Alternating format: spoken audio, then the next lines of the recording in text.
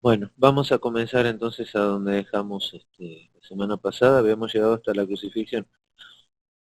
Lo que estamos haciendo es estudiando todos los hechos de Cristo, cómo fue avanzando en su ministerio desde que lo comenzó.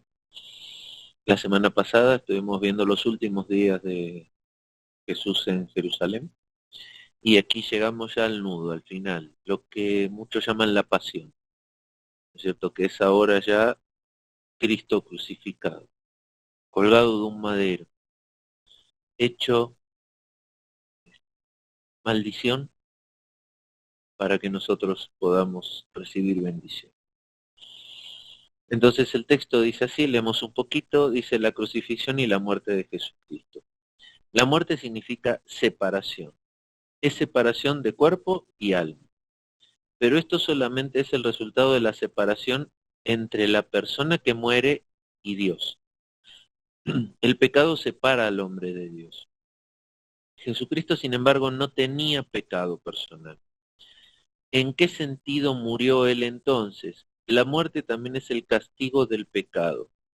En el momento cuando Jesucristo llevó todo nuestro pecado, el Padre impuso el castigo que es la muerte sobre él. Así Jesucristo pagó el precio por nuestro pecado. Pero Jesucristo no solamente sufría la muerte física, sino también la muerte eterna, aunque solamente por algún tiempo. Esto se refleja en su grito, Dios mío, ¿por qué me has desamparado? Sin embargo, tenemos que afirmar lo siguiente. Su muerte no significaba la separación de su naturaleza divina y humana. Su naturaleza divina no fue abandonada por Dios el Padre. El Padre no retiró su amor hacia el mediador Jesucristo. La naturaleza humana y divina siguieron reunidos también en la tumba.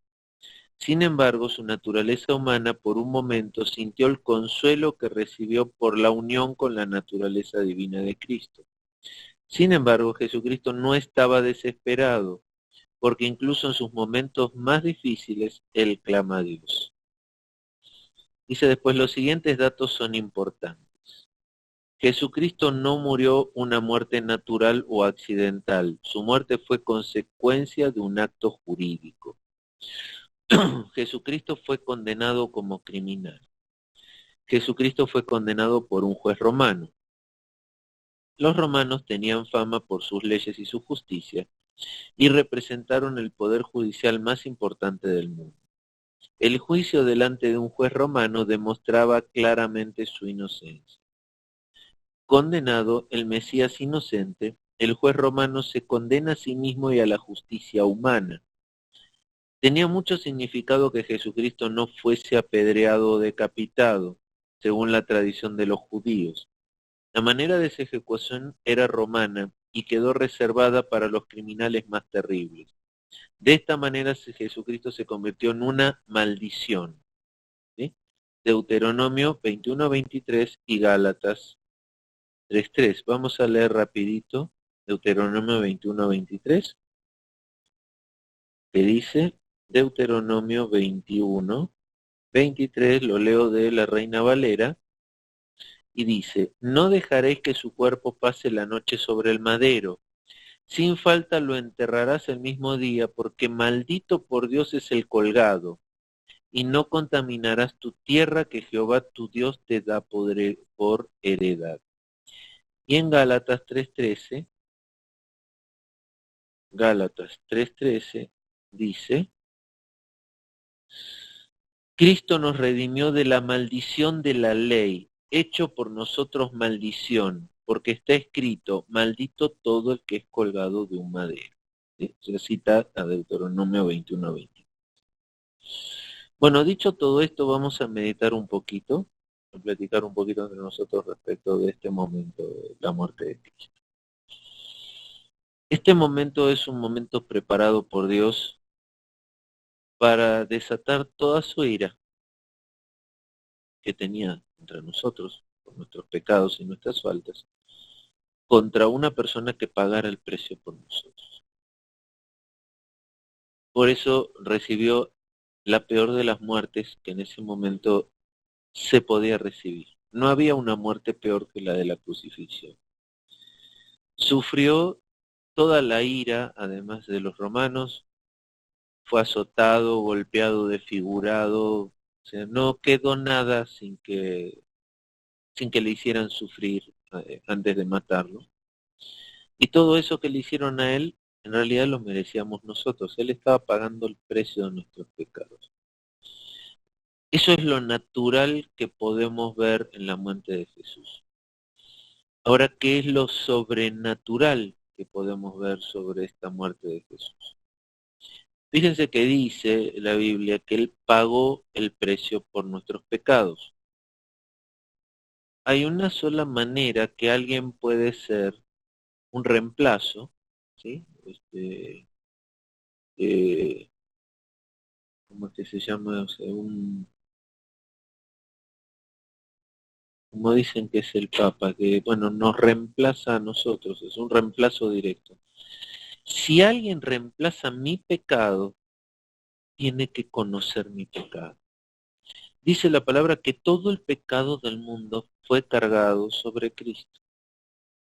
Por ende, Cristo fue consciente de todo el pecado del mundo, para así pagar el precio.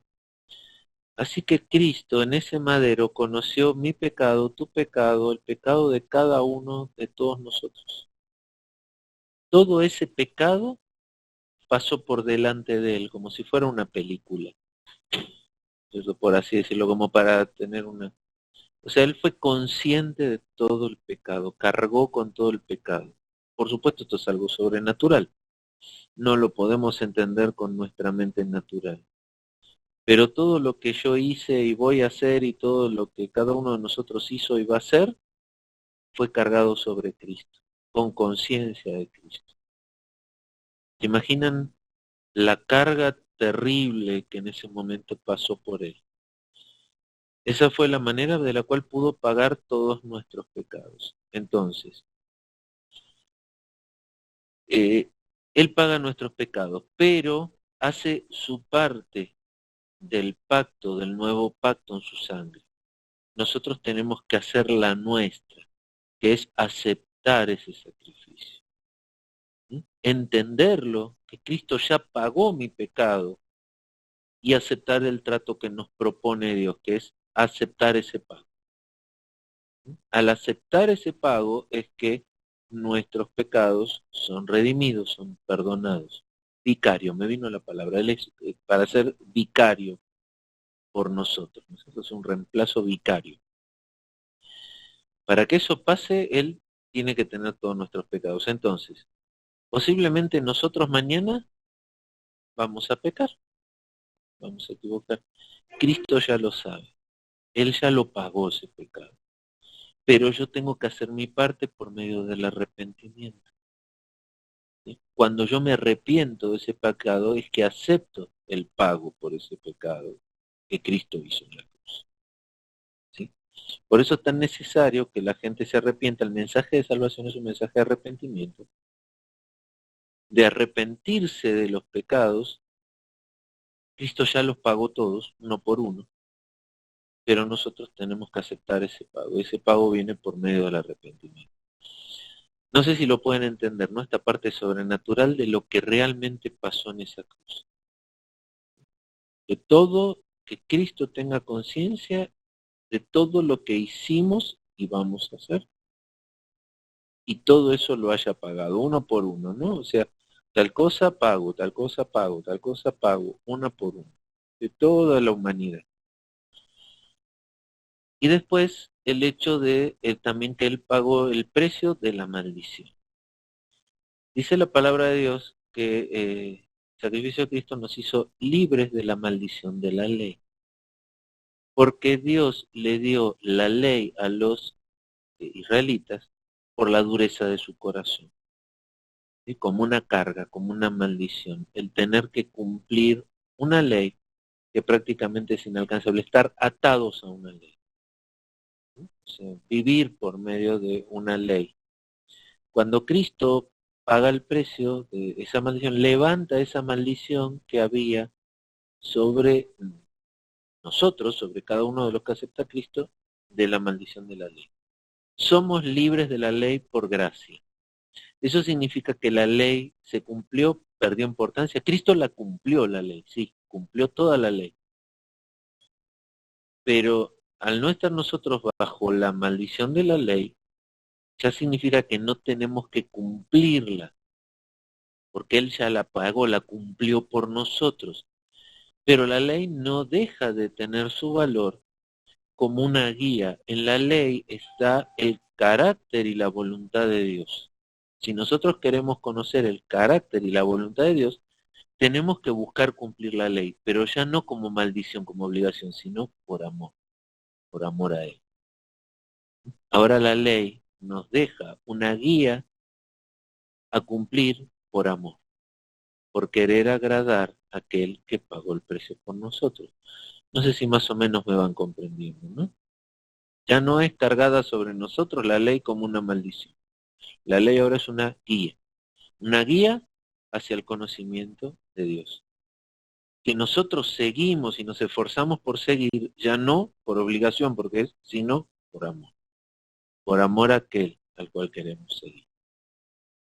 Entonces, ¿perdió importancia la ley? No, en lo más mínimo pierde importancia. Lo que cambia es que ya no estoy bajo esa maldición, sino que ahora sigo la ley, cumplo la ley por amor. Amén. Bueno, entonces esta es la parte, quería comentarles un poco, ¿no? Que mediten y piensen sobre todo esto que pasó en la cruz. Fue un momento trascendental, el cual no podemos entenderlo con mente humana, no podemos analizarlo con mente humana. Cristo murió, pagó el pecado, murió como un pecador. Por ende es lo que aquí menciona que luego fue separado, dice que fue al Hades, ¿no? Fue al lugar de los muertos Cristo y estuvo allí 2 días, predicándole a los muertos que estaban allí hasta que Cristo lo resucita, lo saca de allí y lo devuelve a su gloria anterior junto con él. Le da de nuevo la gloria que tuvo antes de nacer como. Amén. ¿Alguna pregunta hasta aquí? Esto es para meditarlo profundamente, ¿eh? O sea, es un principio de cristología profundo, el cual tenemos que conocerlo, entenderlo. Se nos salió Víctor. Bueno, gloria a Dios. ¿Alguna pregunta a este respecto? ¿Se entiende? Creo que Julie ya lo habrás escuchado alguna vez, esto ya lo he mencionado en algunos de nuestros estudios. Sí. No pretendo que lo entiendan con razonamiento humano, no se puede. Pero sí pretendo que sepan que esto existe y que lo mediten. ¿Amén? ¿Ninguna pregunta al respecto? Amén, no. No, no es tan fácil como para que... ¿No, Nel? ¿Sí se entendió? Amén. Híjole, qué bueno, porque yo con mi tiempo no lo entendía a la primera. Pues bueno. Amén. Seguimos entonces, si les parece, con el texto. Vamos a hablar ahora viene el punto 9, el entierro. Que su entierro forma parte de su humillación. Ah, miren, en el entierro a Cristo tuvieron que enterrarlo muy rápido. Cuando lo bajan de la cruz ya era casi la hora en que iba a empezar el día de reposo. Y para los judíos era insalvable, por eso lo bajan rápido, lo envuelven rápido, no preparan el cuerpo como ellos estaban acostumbrados y lo meten rápido en una tumba nueva. Es por eso que el domingo a la mañana van María Magdalena y María, su mamá, a la tumba para terminar de preparar el cuerpo.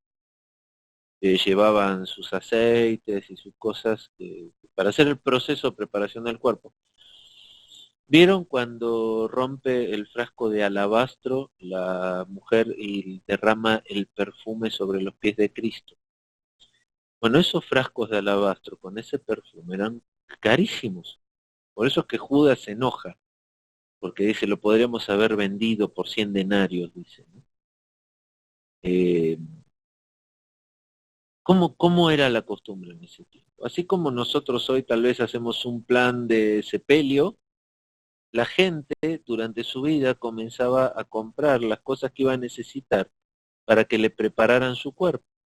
Entre esas cosas estaban los frascos de alabastro de los perfumes, porque la costumbre de la época era poner esos perfumes muy concentrados, muy fuertes, en el cuerpo, envolverlo con telas, o sea, de tal manera de tratar de esconder un poco el olor de la descomposición, ¿sí? Eran perfumes muy, muy caros. Y la gente los compraba y los guardaba para su sepultura, para cuando le llegara su momento. Entonces esta mujer, cuando rompe este frasco y se lo unta en los pies a Cristo, eh, estaba dejando, como quien diría, su herencia, lo que había comprado para su propia sepultura, como diciendo, ya no lo necesito, ya no estoy sujeta a la muerte, y se lo da a Cristo. Entonces, una persona en esa época iba comprando los elementos necesarios para su sepultura. Las vendas, los perfumes, todo lo que se usaba para preparar el cuerpo, ¿sí? Porque eran muy caros y los iba conservando. Eh, entonces, cuando uno moría, le utilizaban todos esos y era un proceso. Con Cristo no lo pudieron hacer. Con Cristo muy rápido tuvieron que venderlo y ponerlo allí sin poder preparar. Y el domingo a la mañana iban las mujeres a terminar ese proceso cuando es que ya no lo encuentran en la tumba. Que se encuentran con los ángeles que les dicen por qué buscan entre los muertos al que vive. Entonces, el hecho de haberlo enterrado de esa manera también es una humillación. No prepararon el cuerpo según su costumbre, ¿no es cierto? Lo pusieron en una tumba que no le pertenecía. O sea, realmente fue el final de la humillación para el pobre Cristo que terminara de esa manera su cuerpo. ¿Mm? Entonces, volvemos al texto. ¿Preguntas? ¿Ninguna? Es que no veo aquí el globito. No, ok, ninguna pregunta. Bueno, ¿sí? Acuérdense eso cuando vuelvan a leer del frasco de alabastro de esta mujer del mundo, que lo vuelca sobre Cristo, la simbología que hay atrás de eso. La simbología de ya no necesito esto porque ya no hay muerte en mí, ya no necesito prepararme para la muerte. Y se lo echa a Cristo como preparación de su muerte, sabiendo que esto iba a pasar, que él no iba a ser, no se hubiera podido prepararlo para su sepultura correctamente. ¿Mm? Amén. Bueno, dice aquí, en el texto, seguimos a ver aquí, dice el Julie, no, no entiendo el no. El no debe ser que no tienes dudas, me imagino.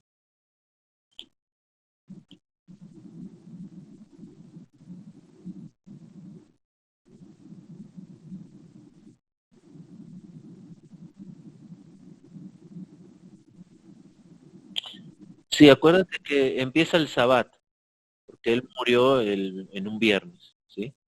El Sabbat empieza con la primera estrella del viernes. Y ellos en su costumbre tienen prohibido hacer cualquier tipo de cosas. Lo que deberían haber hecho era no enterrarlo, o sea, y esperar hasta el domingo a la mañana para enterrarlo. Pero aquí lo que hacen es enterrarlo a la apurada, ponerlo en su tumba a lo rápido, ¿no?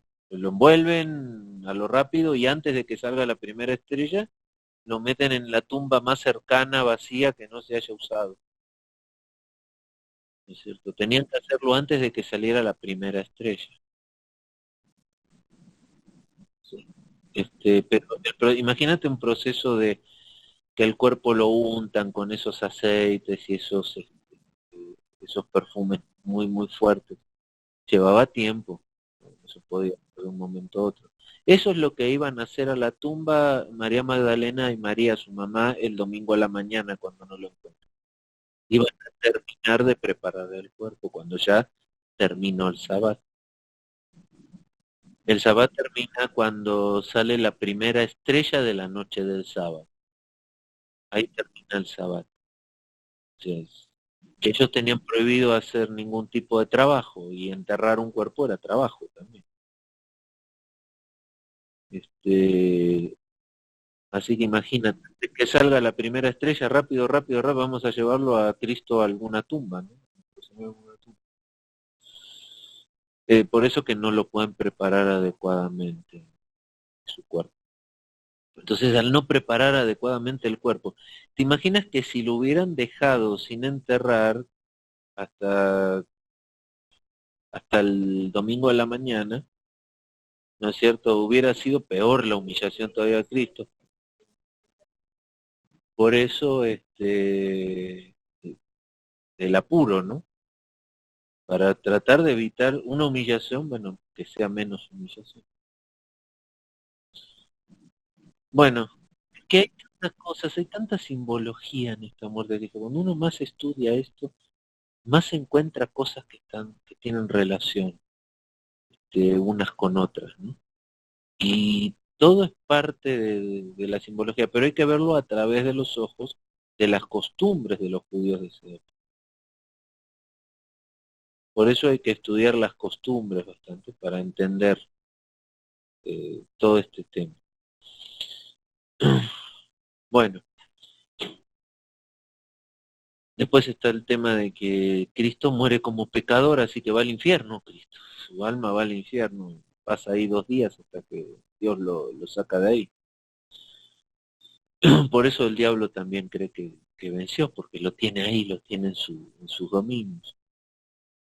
Pero no esperaba que Dios lo iba a quitar de ahí, y no solo iba a salir él, sale con las llaves de la muerte en sus manos, que estaban en poder del diablo, le arrebata al diablo en su victoria la llave. Por eso ya el diablo no puede decidir la muerte de nadie, ahora está en manos de Cristo decidir quién muere o quién no muere. Ninguno de nosotros puede morir si Cristo no le permite, porque él ahora tiene la llave del Hades en su poder. Amén. Bueno, si, y no me acuerdo todas las simbologías, o sea, hay tantas que se van, ¿no? O sea, si me acuerdo de alguna otra, les voy comentando, ¿no? Pasamos al punto 9, su entierro. Su entierro, dice, forma parte de su humillación, ya les expliqué algo. Dice, el retorno del hombre al polvo es representado en la Biblia como castigo del pecado. Génesis 3:19. Si quieren se los leo rápido. El Génesis 3:19, un minutito. Génesis 3:19 dice, con el sudor de su rostro comerás el pan hasta que vuelva a la tierra, porque de ella fuiste tomado, pues polvo eres y al polvo volverás. Punto B. La permanencia del Salvador en la tumba era una humillación. Salmo 16:10, Hechos 2, 27, 31. Su entierro demuestra que él realmente había muerto. Amén. Entonces el punto 10, ahora viene esto, dice, ¿qué ocurrió durante la muerte de Jesucristo? Muchos pretenden, incluso el credo apostólico, que Jesucristo bajó al infierno o al Hades. Vamos a investigar si realmente existe una base bíblica para tal afirmación.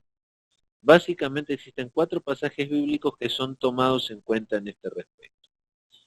Efesios 4:9 dice, la expresión descendido primero a las partes más bajas de la tierra es tomado por algunos como referencia al Hades. El argumento de Pablo es sencillamente que la ascensión de Jesucristo presupone que antes descendió. Lo contrario de la ascensión sería entonces la encarnación, Juan 3:13. La expresión lo más profundo de la tierra tiene su base en Salmo 139:15 y allí tampoco me refiere al infierno. Bueno, como verán, el autor del texto no es partidario de que Cristo haya ido al infierno, pero vamos a seguir su línea. Dice B. Una de Pedro 3, 18, 19. Hay los que creen que este pasaje se refiere al hecho de que Jesucristo bajó al infierno. En este caso, la palabra espíritu se refiere al alma humana de Jesucristo y implica que Jesucristo predicó o proclamó algo entre su muerte y su resurrección en el Hades. Sin embargo, la palabra espíritu se refiere al Espíritu Santo y al hecho de que Jesucristo proclamó por este Espíritu Santo la salvación durante los tiempos de Noé. Durante los siglos esta interpretación ha sido la más común. Las iglesias protestantes tradicionalmente han enseñado que Jesucristo predicaba en el Espíritu a través de Noé a los hombres desobedientes que vivieron durante el diluvio y los que cuando Pedro escribe la carta son espíritus presos. Como notarán, a veces la gente, los teólogos y demás, cuando quieren explicar algo de lo cual están convencidos, hacen este tipo de nudo, ¿no? Con los textos bíblicos. A mí personalmente me gusta ser más light en eso, no tratar de meditar mucho sobre los textos para no hacer estos nudos. O sea, pasar de la muerte de Jesucristo al diluvio para ver que me parece un poquito difícil. Punto C. Pedro 4 del 4 al 6. Parece que habla de una predicación de Jesucristo a los muertos, pero posiblemente habla del mismo grupo de personas que primera de Pedro 3, 18, 19. Porque el juicio en carne, lógicamente, tiene que haber tenido lugar durante sus vidas. De todos modos, este pasaje entonces hablaría de un caso hipotético porque ellos no respondieron a la predicación del Evangelio. Punto D. Salmo 16 del 8 al 10, citado en Hechos 2, 25, 27 y 30, 31. Se puede concluir del versículo 10 que Jesucristo estaba en el infierno Hades antes de su resurrección. Sin embargo, la palabra nefesh, en hebreo alma, muchas veces usada en el hebreo como pronombre personal y la palabra Sheol como expresión de la muerte. Si esto es así, tenemos aquí un paralelismo perfecto. En este caso, Jesús no permaneció bajo el poder de la muerte. Esta interpretación armoniza perfectamente con la interpretación de Pedro en Hechos 2, 30, 31 y de Pablo en Hechos 13, 34, 35. En los dos ejemplos, el Salmo es mencionado para comprobar la resurrección de Jesucristo. Aquí van algunas de las diferentes interpretaciones del credo de Nicea. La Iglesia Católica refiere la expresión limbus patrum. Cristo bajó para predicar el Evangelio a los santos del Antiguo Testamento y para aplicar la redención a ellos. Los luteranos lo toman como un descenso real al Hades para proclamar su victoria sobre Satanás y las huestes de las tinieblas. Este es el que estábamos hablando al principio. Los anglicanos, mientras que Jesucristo estaba muerto, su alma fue al paraíso para explicar a los justos el Evangelio. Y según Calvino y el Catecismo de Heidelberg, lo entiende en un sentido metafórico. En la cruz Jesucristo sufrió las penas del infierno. La Biblia más bien nos da la impresión de que la naturaleza humana y divina de Jesucristo estaban juntos, de una manera inexplicable para nosotros, en el tiempo de su muerte. En ese tiempo Jesucristo era más bien pasivo y no activo. Bueno, aquí dio varias opciones de lo que piensan algunas de las religiones, digamos, más conocidas, ¿no? Cada uno en su madurar con el tiempo tomará alguna de estas como la más, la que considere más correcta. Estas, como le decía al principio, son de las dudas. Okay. Estas son, ¿cómo decirle? Son doctrinas secundarias. No van a cambiar las doctrinas primarias que son las importantes, ¿no? Cada uno de nosotros puede tener diferentes pensamientos de algunas partes doctrinales secundarias. No podemos diferir en las doctrinas primarias. Entonces está como una doctrina secundaria de, si yo creo que lo que creen los luteranos y otro cree lo que creen los anglicanos, entonces uno no es salvo. No es así. Que el Espíritu Santo revele a cada uno lo mejor en su estudio de la Biblia respecto a qué pasó con Cristo en esos 3 días. Lo único que puedo decir seguro es que no pasó lo que dicen los santos de los últimos días, que estuvo esos 3 días en Estados Unidos con el señor Smith. Eso seguramente no. Pero fuera de ahí, ustedes irán viendo qué es lo que el Espíritu les revela.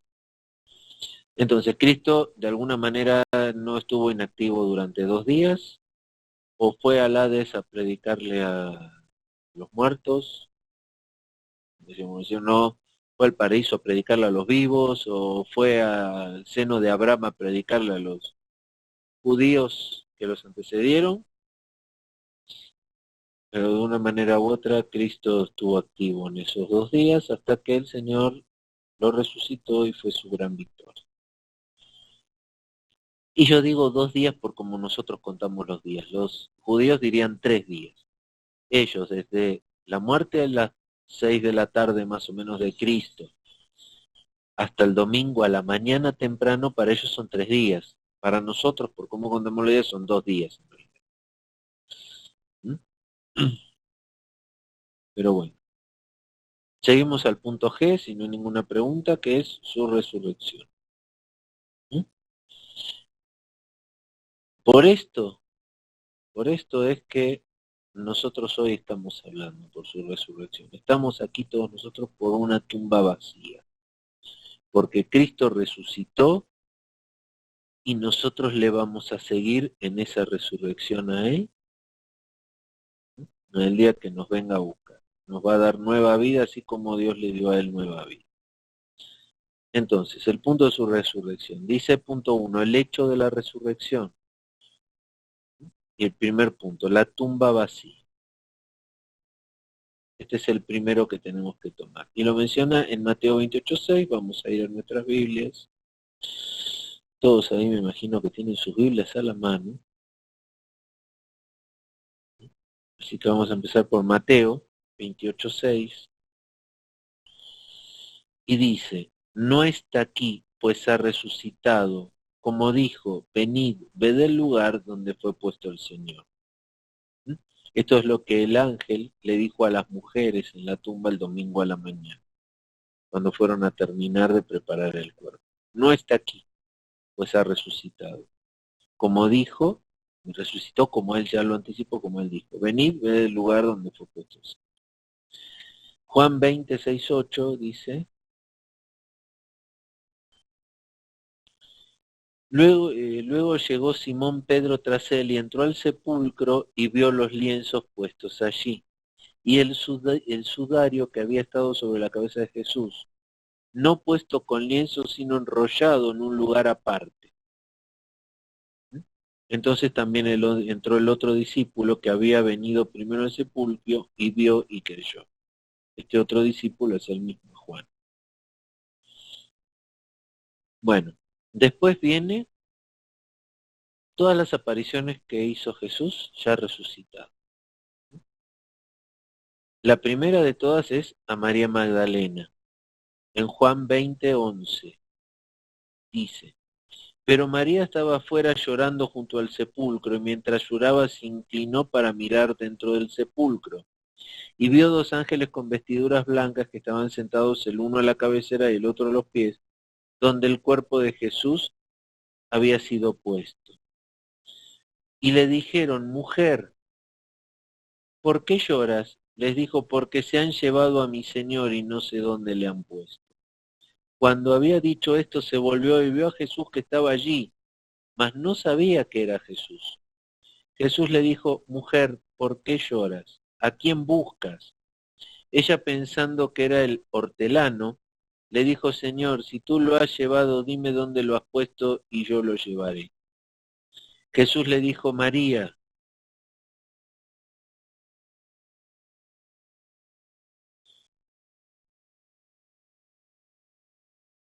Jesús le dijo, perdón.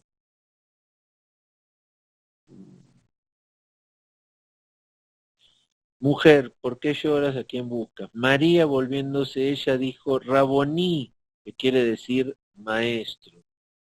No me toques porque aún no he subido a mi padre, mas ve a mis hermanos y dile, subo a mi padre y a vuestro padre, a mi Dios y a vuestro Dios.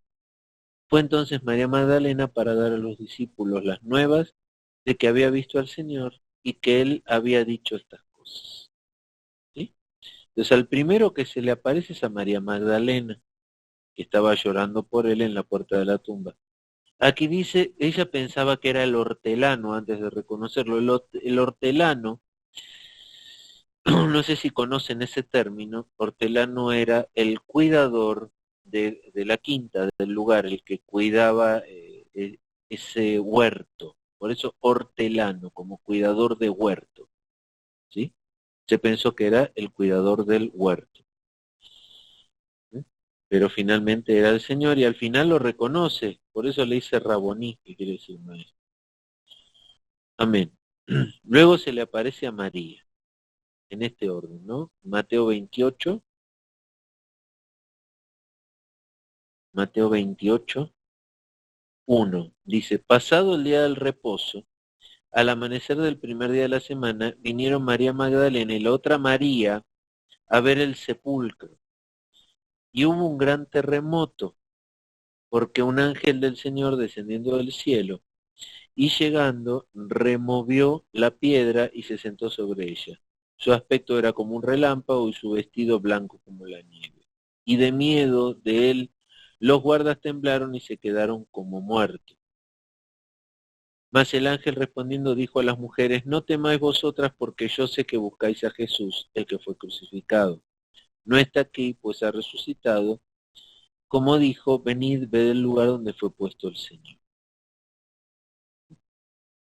Después se le aparece a Pedro y a los 12. En Primera de Corintios 15. Primera de Corintios 15.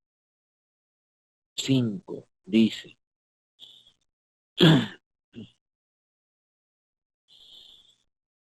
Dice, porque primeramente os ha enseñado lo que asimismo recibí en el 13, estoy leyendo, que Cristo murió por nuestros pecados conforme a las Escrituras, y que fue sepultado, y que resucitó al tercer día conforme a las Escrituras, y que apareció a Cefas y después a los 12. Después apareció a más de 500 hermanos a la vez, de los cuales muchos viven aún y otros ya duermen. Después apareció a Jacobo, después a todos los apóstoles. Y al último de todos, como un abortivo, me apareció a mí. Es lo que dice pobre Pablo, ¿no? Que a él se le apareció último. Amén. Bueno, o sea, y aquí da él una lista a todo lo que se apareció. Dice que en algún momento se le apareció más de 500 hermanos. Debía haber una reunión de los hermanos y ahí se apareció Cristo en medio de ellos. Lucas 24:13, a los discípulos camino a Emaús. Lucas 24. Mire, todo este relato del camino de Emaús es increíble. Dos de los discípulos, uno de ellos era eh, eh, el esposo de una de las mujeres cercanas de Jesús. Se les aparece Jesús caminando, camino de Emaús, ¿no? O sea, una ciudad que estaba como a mediodía de camino, un poquito más de mediodía de camino a pie. Un camino muy duro, muy desértico, lleno de piedras, piedritas que se meten entre los dedos de los pies con esas sandalias que usaban. Ahí se les aparece y no lo reconocen, no reconocen a Jesús. Y Jesús les habla, les abre el Evangelio, les abre el entendimiento y no lo reconocen. Hasta que no están sentados a la mesa y parten el pan, no lo pueden reconocer. Y cuando lo reconocen ya se va. Y muchas veces yo le pregunto a los discípulos, bueno, a los hermanos, ¿Cristo pudiera en algún momento presentarse a alguno de nosotros? ¿Ustedes qué creen? ¿Se nos podría presentar Cristo en algún momento? Pero la pregunta más difícil es, ¿lo reconoceríamos? ¿O seríamos como incrédulos, como estos dos discípulos que iban caminando en Maús? Miren, si quieren vamos a leerlo, es muy importante estos versículos. Y dice así la palabra del Señor, la leemos en la versión de Reina Valera, dice. Y he aquí, dos de ellos iban el mismo día a una aldea llamada Emaús, que estaba a 60 estadios de Jerusalén. E iban hablando entre sí de todas aquellas cosas que habían acontecido. Fíjense que cuando hablan de todas esas cosas que habían acontecido, las están hablando como si fuera las noticias, ¿sí? Por un entendimiento totalmente carnal.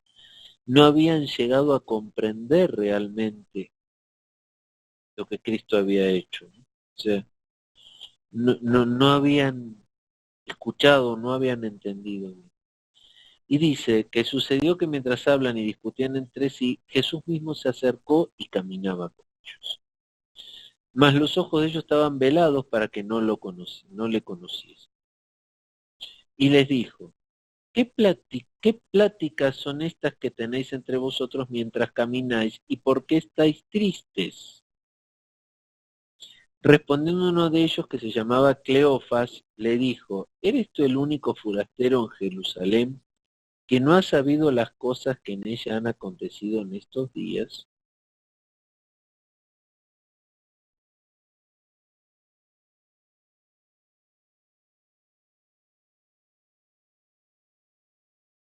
Entonces él les dijo, ¿qué cosas? Y ellos respondieron, de Jesús Nazareno, que fue varón profeta. Miren cómo lo definen. Que fue varón profeta, poderoso en obra y en palabra delante de Dios y todo el pueblo. O sea, todavía lo estaban poniendo a Cristo como profeta y no como el Mesías.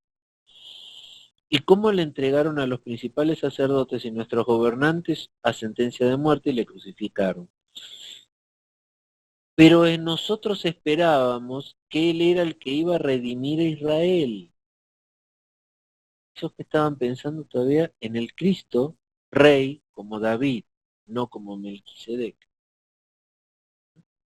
Y ahora, además de todo esto, es el tercer día que esto ha acontecido. Aunque también nos han asombrado unas mujeres de entre nosotros, las que antes del día fueron al sepulcro.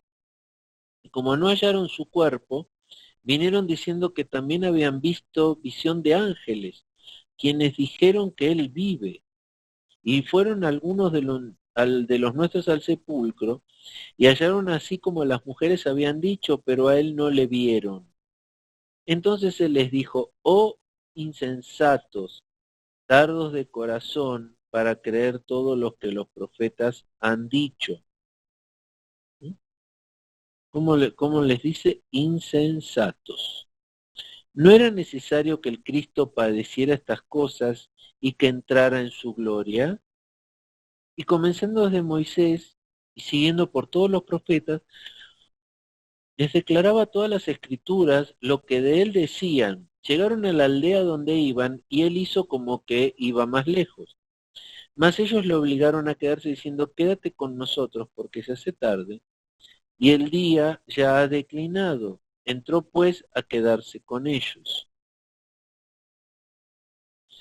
Y aconteció que estando sentados con ellos en la mesa, tomó el pan y lo bendijo y lo partió y les dio. Entonces le fueron abiertos los ojos y reconocieron, mas él se desapareció de su vista. Y decían el uno al otro, ¿no ardía nuestro corazón en nosotros mientras nos hablaba en el camino y cuando nos abría las escrituras?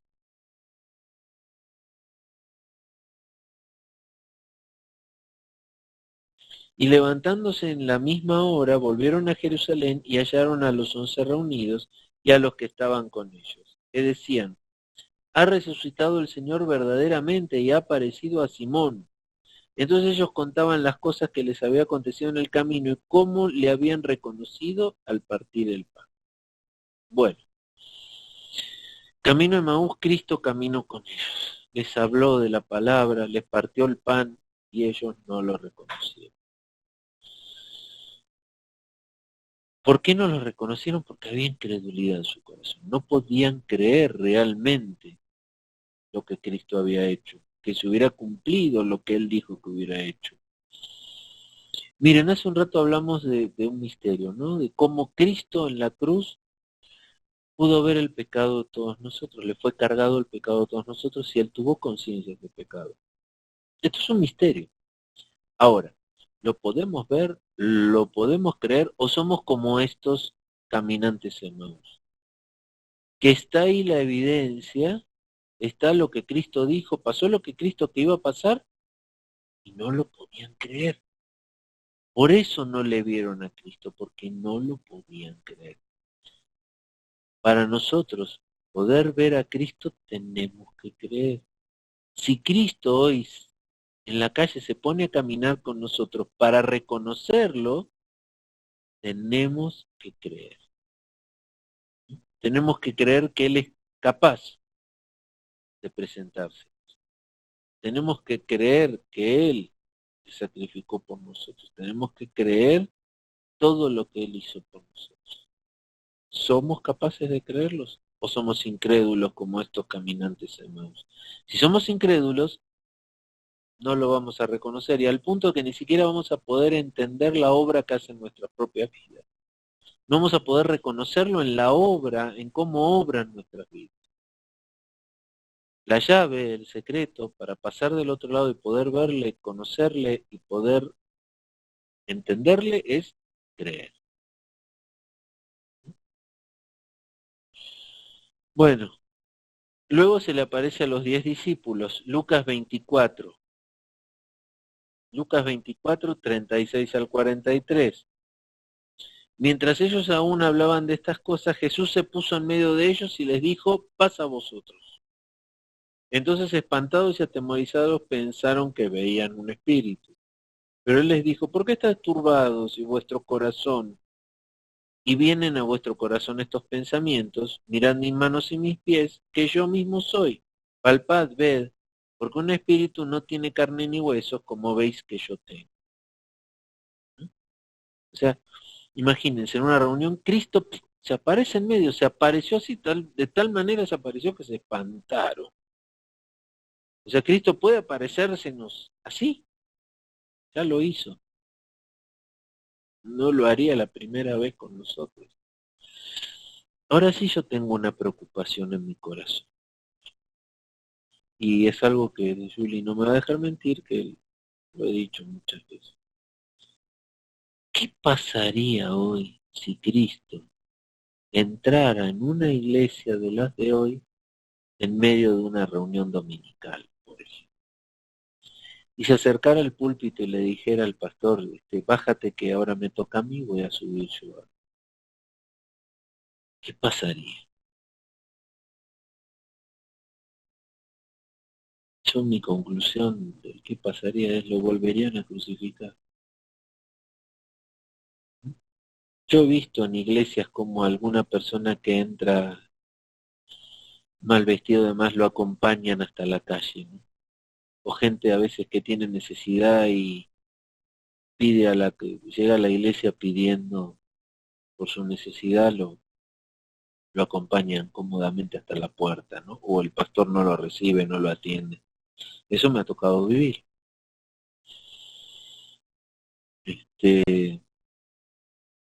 Entonces,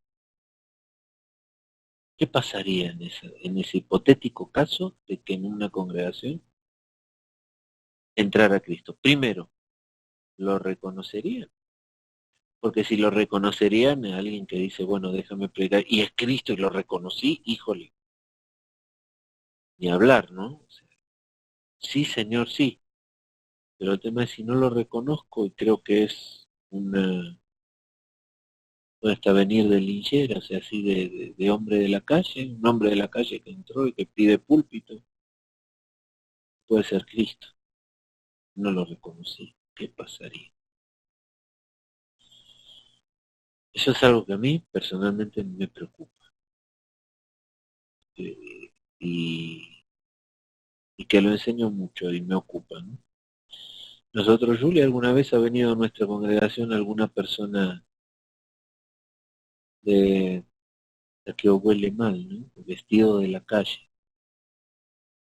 Y si fuera Cristo, no lo reconocemos. Ay, Señor Jesús, danos sabiduría, Padre. Bueno, seguimos con el texto. Luego se le aparece a los otros discípulos en el 26-29 de Juan 20. A ver, vamos a Juan 20. 26 al 29 dice: 8 días después estaban otra vez sus discípulos dentro y con ellos Tomás. Llegó Jesús estando las puertas cerradas y se puso en medio de ellos y dijo: paz a vosotros.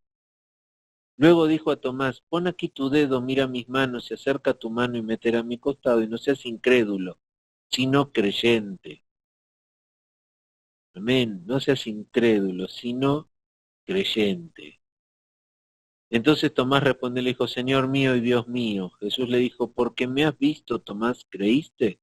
Bienaventurados los que no vieron y creyeron. ¿Somos la generación de los que no vimos y creímos? ¿Los bienaventurados de Cristo?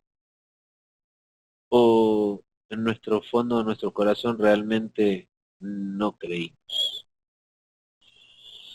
Juan 21 del 1 al 23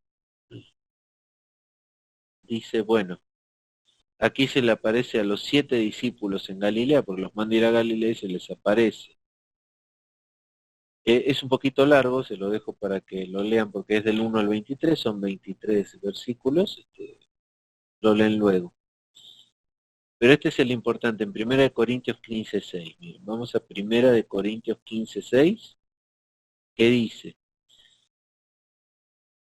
miren esto, no sé si alguna vez lo leyeron o lo entendieron, ¿no? Después apareció a más de 500 hermanos a la vez, de los cuales muchos viven aún y otros ya duermen. Este libro de 1 Corintios, que le escribe Pablo principalmente a Timoteo, así en Corintio, le está contando esto, ¿no? Que muchos le contaron que lo vieron en esos 500 porque todavía muchos de ellos vivían y otros ya habían partido. Pero aquí se les apareció más de 500. ¿Cómo es un número de 500 personas? Como para que tengan una idea, más o menos en una escuela secundaria, en un turno hay unos 600 alumnos. O sea, sería un turno completo de una escuela secundaria de gobierno, más o menos. ¿Sí? Ahí tienen como para darse una idea de cuántas. ¿Vieron a todos los niños formados en el patio de una escuela de gobierno? Bueno, ahí tienen más o menos el número, como para darse una idea de cuánto sería. Amén. Bueno, aquí se termina el punto de todas las apariciones que tuvo Jesús ya resucitado. Amén. ¿Alguna duda de estas apariciones? ¿Alguna duda de que se nos pudiera aparecer a nosotros algún día? ¿Nada? Nada de nada. Pues bueno, seguimos entonces. Punto C. La existencia de la iglesia. Vamos a repasar porque hablamos mucho, estamos hablando de su resurrección. O sea que aquí está hablando de que la existencia de la iglesia tiene que ver con su resurrección. Dice el texto: la existencia aparte de la realidad de la resurrección la existencia aparte de la realidad de la resurrección sería impensable. La enseñanza central de la iglesia siempre ha sido el hecho de la resurrección. Y como les dije antes con mi frase, estamos aquí reunidos hoy como hijos del Señor por una tumba vacía. Punto D. Dice: el cambio obrado en los discípulos. Los discípulos no esperaban la resurrección. Ellos no habían entendido que Jesucristo en repetidas ocasiones había hablado de su resurrección. Por lo tanto, solamente el hecho de la resurrección mismo puede explicar el cambio obrado en su actitud. Ninguna otra explicación tiene sentido. Y así como los discípulos, yo les puedo decir que hoy en día hay muchos creyentes, muchos cristianos que son como esos primeros apóstoles, que no pueden creer realmente lo que puede hacer Jesús, lo que puede hacer Dios y el Espíritu Santo, tanto en la vida de una persona como en el entorno. No han creído, no han entendido realmente el poder de Dios. Dios puede sanar, Dios puede resucitar, Dios puede hacer muchas cosas. Él puede, nosotros no. Pero la gente muchas veces no lo llega a entender, igual que los discípulos. Está en la posición de los discípulos antes de verlo resucitar. Eso es lo que nosotros tenemos que superar en nuestra vida cristiana, ¿cierto? Pasar esa barrera al otro lado, de ser incrédulo a creyente. Les puedo asegurar que hay muchos creyentes incrédulos. Y nosotros tenemos que ser creyentes. Es el principio también de la base de nuestra fe. El día de Pentecostés. Dice, los discípulos ahora proclaman sin miedo que Jesucristo vive. Pedro mismo, que hace pocos días había negado a su Señor, ahora públicamente y sin miedo está proclamando el mensaje de la resurrección. Punto F. Cambio del día de descanso al domingo. Este es un punto importante porque muchos se lo van a preguntar. Todavía hay muchos que creen que hay que guardar el sábado. El sábado es un mandato de la ley. Y ya vimos antes que Cristo, al cumplir la ley y en su sacrificio, nos hizo libres de la maldición de la ley. Ya no estamos bajo la maldición de la ley. Por ende, ya no es obligatorio reunirse un domingo. Sí es obligatorio reunirse. Un sábado. Ya no es necesario guardar el sábado. Sí es necesario reunirse. Eso lo entendieron los primeros discípulos y tomaron como día de descanso el domingo.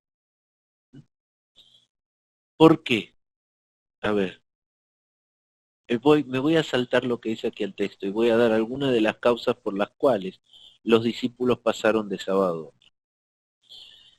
Primero, porque ya se reunían fuera de las sinagogas. Y en un día de reposo no se podían reunir fuera de las sinagogas. Entonces había persecución por parte de los judíos cuando si ellos se reunieran el mismo sábado en sus iglesias y no en la sinagoga. Es una de las causas por las cuales cambiaron el día, por ocultamiento. ¿Por qué deciden que sea el día domingo? Primero, porque Cristo resucitó en domingo. Cristo se les presentó la primera vez cuando estaban reunidos en domingo. Se les volvió a presentar al domingo siguiente, cuando estaban reunidos, cuando ella aparece en medio de ellos y le dice que meta su mano, ¿no?, al discípulo. Entonces, por estas causas es que deciden reunirse el día domingo. ¿Por qué? Porque es el día de la resurrección. Y la iglesia se basa en la resurrección.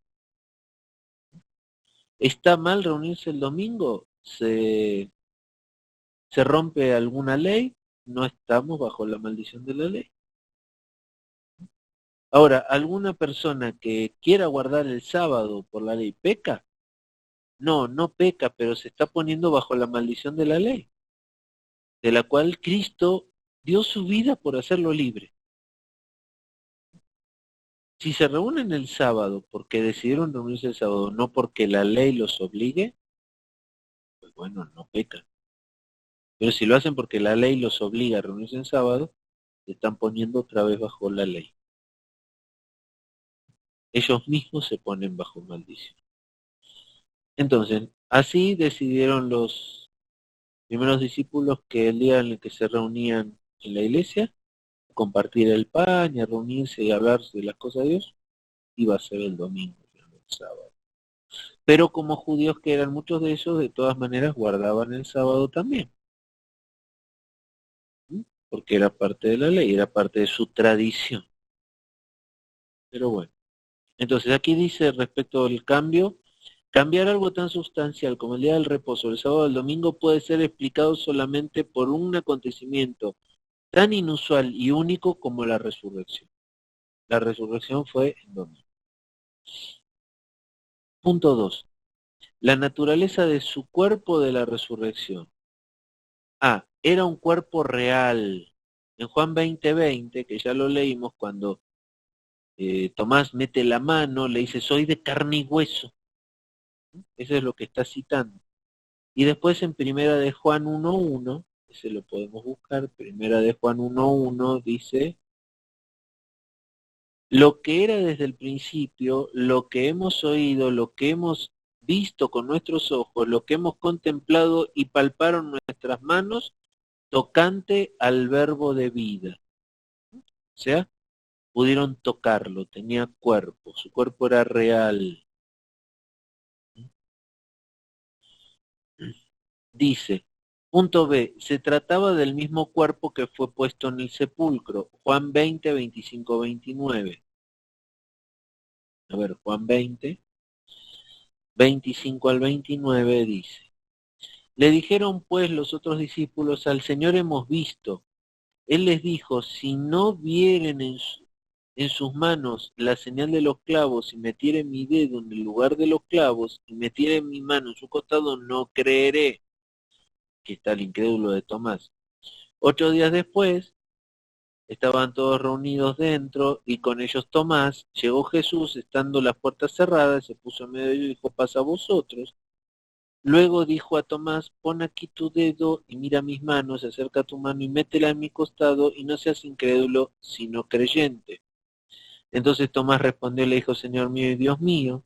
Jesús le dijo, ¿por qué me has visto, Tomás, creíste? Bienaventurados los que no vieron ni creyeron. Amén. Punto C. Era un cuerpo que ya no estaba bajo las limitaciones de antes.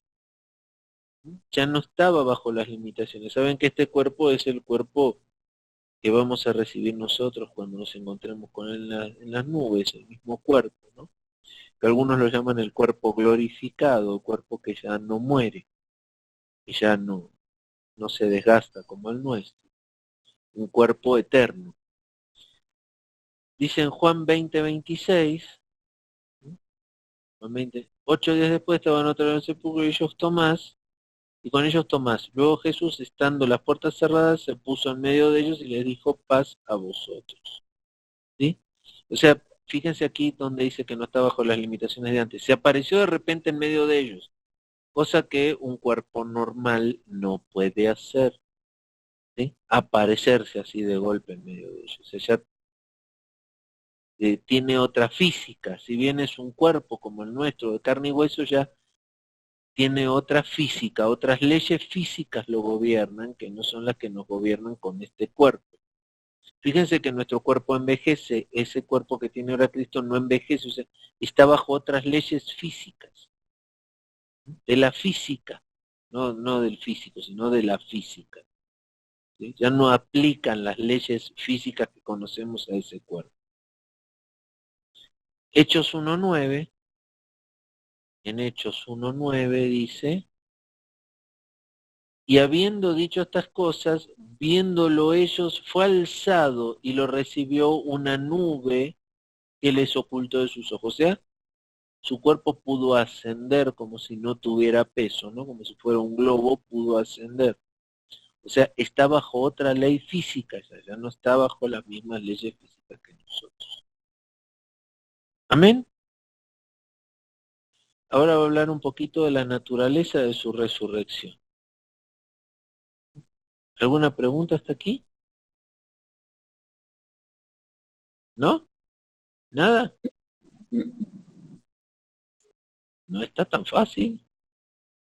¿Se entiende el tema de la física, de las leyes físicas que gobiernan este universo y que gobiernan nuestro cuerpo, en las cuales ya Cristo no está atado a esas leyes físicas con su nuevo cuerpo? De la misma manera que nosotros, cuando recibamos ese cuerpo, no vamos a estar atados a las mismas leyes físicas.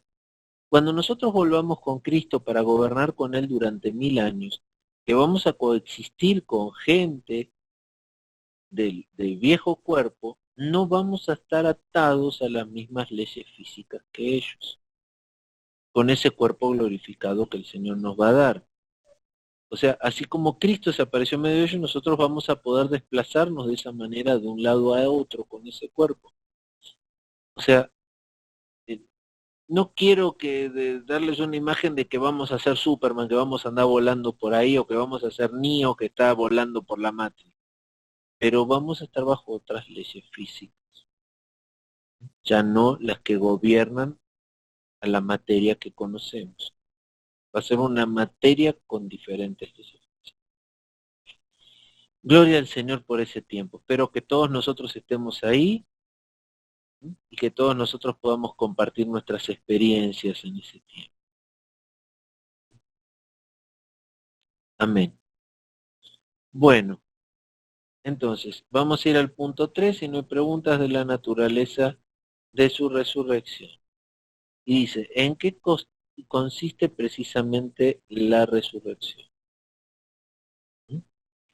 Dice, el cuerpo y el alma de la naturaleza humana de Cristo se unen otra vez. La naturaleza humana, cuerpo y alma, es restaurada y elevada a un nivel más glorioso que antes. Un nivel más glorioso, cuerpo glorificado.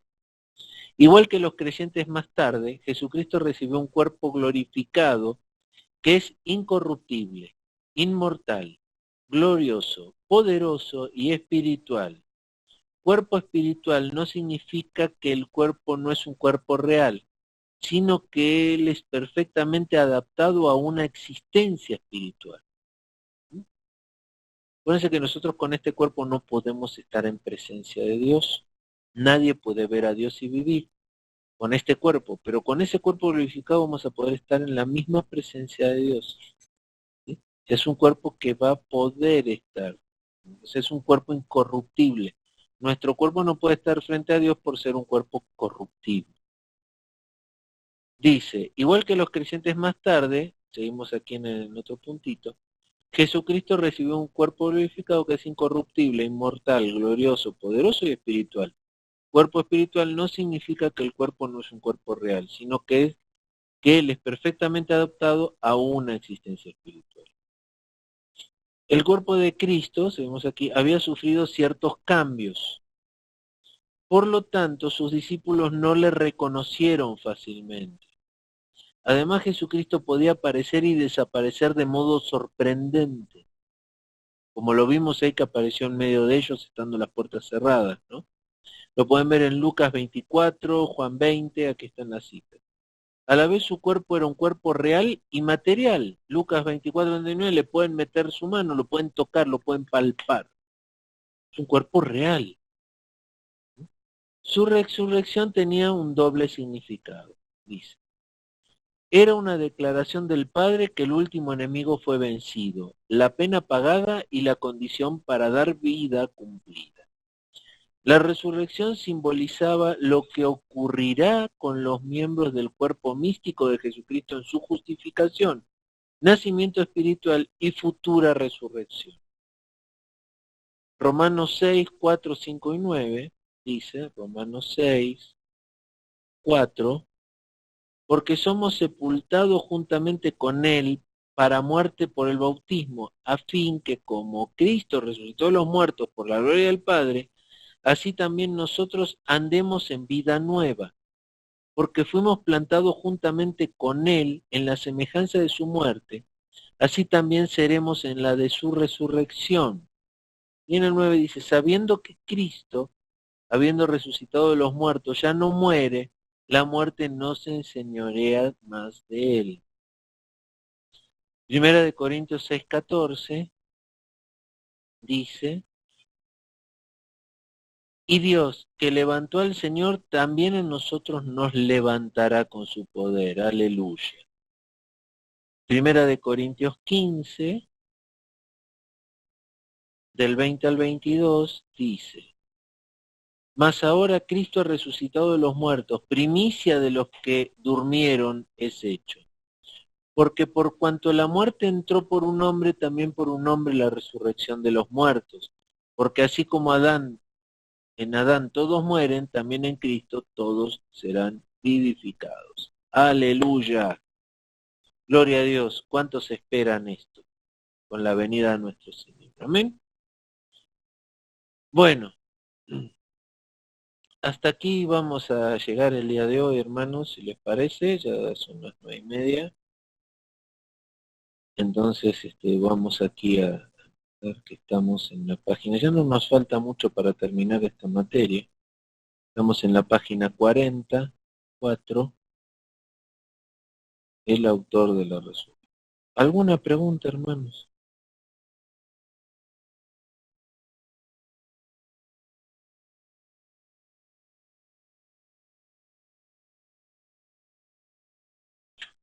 A ver, aquí pusieron un mensajito. Amén.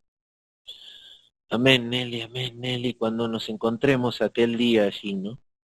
Cuando volvamos con el Señor en las nubes a gobernar con Él 1000 años. Y cuando luego pasemos una eternidad allí con Él. ¿Cuánto todavía nos falta por caminar? Pero todo está escrito, todo va a pasar. No hay una tilde que no vaya a pasar. No hay una tilde, todo pasará. Y yo espero verlo, porque hay muchos que lamentablemente no lo van a poder ver. Pero yo espero verlo. Amén. Bueno, yo voy a cortar aquí la grabación, si me preguntas.